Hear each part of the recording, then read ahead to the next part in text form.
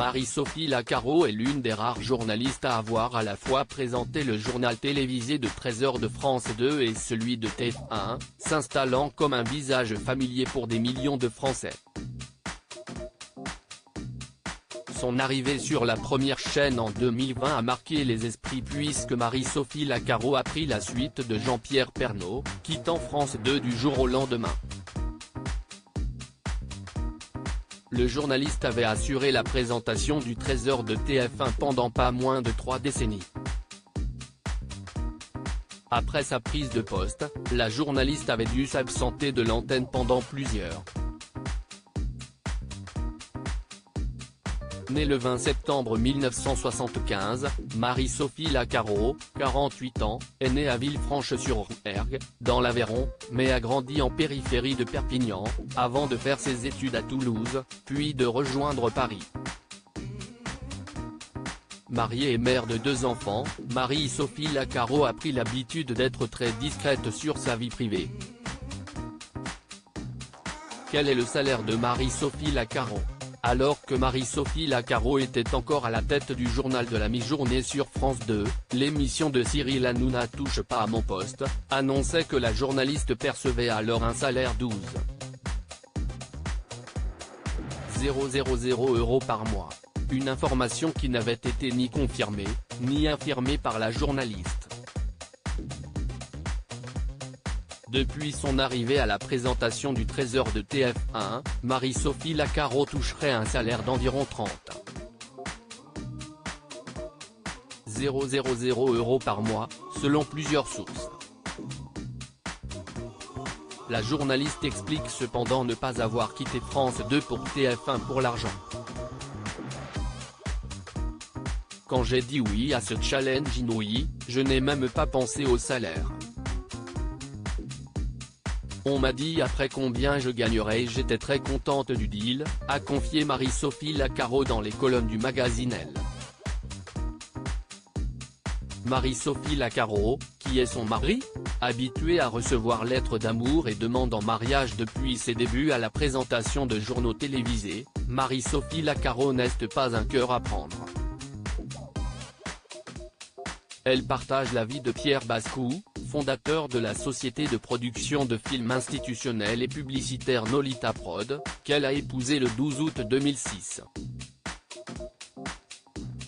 Un mariage qui s'est tenu en toute discrétion, lors d'une cérémonie familiale qui s'est tenue à Aurillac-sur-Vendielle, précisait la journaliste de TF1 dans nos colonnes en 2020.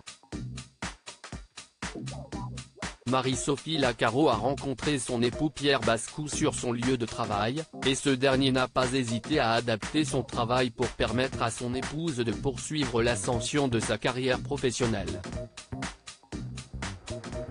Il n'aurait ainsi pas hésité à déménager à plusieurs reprises pour suivre Marie-Sophie Lacaro dont les contrats successifs l'ont tant amené à changer de région. La vie de famille des 2 passionnés de rugby s'est depuis stabilisée en région parisienne. Comment Marie-Sophie Lacaro a-t-elle d'enfants ? Marie-Sophie Lacaro et son époux Pierre Bascou ont eu ensemble 2 enfants, 2 garçons prénommés Malo et Tim. L'aîné est âgé de 12 ans, le cadet est âgé de 10 ans. Très discrète sur sa vie privée, la journaliste de TF1 s'exprime très rarement sur sa vie de famille. En 2020, elle s'était cependant confiée au magazine Elle sur sa nouvelle vie, plus proche de son lieu de travail. Si est pour les garçons que ça a été plus dur, car nous vivions à la campagne. Ils sont passés d'un village de 1000 habitants à une école de 1000 élèves. Ça leur a fait drôle, concédait la mère de Malo et Tim. Mais les enfants sont adaptables, et ils savent que, quand je ne travaille pas, tout mon temps est pour eux. Marie-Sophie Lacaro a également pris l'habitude d'amener parfois ses 2 fils au travail. Marie-Sophie Lacaro longtemps absente du JT, pourquoi ? Moins d'un an après son arrivée à la présentation du journal télévisé de 13h de TF1, Marie-Sophie Lacaro s'est absentée de l'antenne. Un retrait qui devait d'abord durer quelques semaines, mais qui aura finalement duré 6 mois. Si est-il un problème de santé qui a poussé la journaliste au repos forcé? La journaliste souffrait d'une kératite amibienne, une infection oculaire rare, déclenchée en raison du port de lentilles de contact. C'est une infection de la cornée par des amibes, des parasites présents dans l'eau du robinet. La combinaison fatale a été, lentilles et eau du robinet.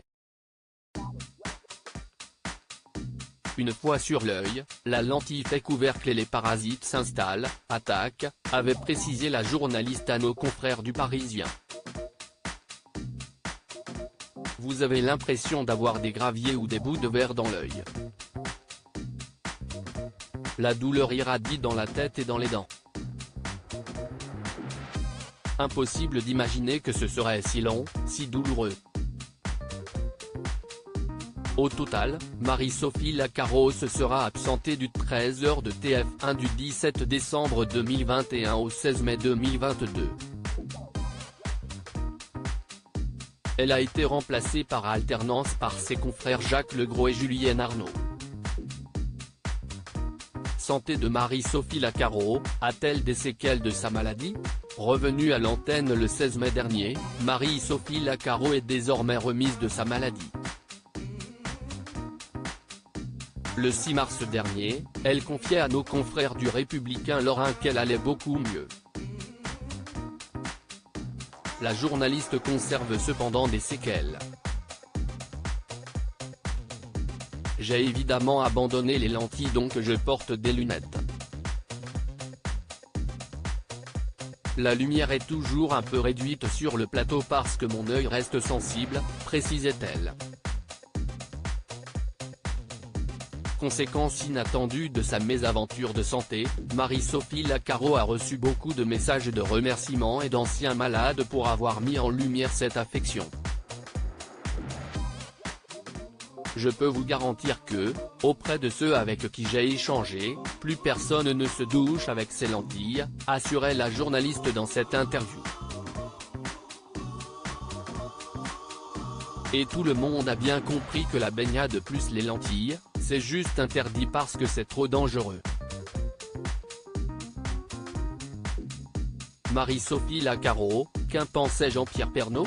En prenant la suite des 33 ans de Jean-Pierre Pernaut à la tête du JT de TF1, Marie-Sophie Lacaro se lançait à un grand défi.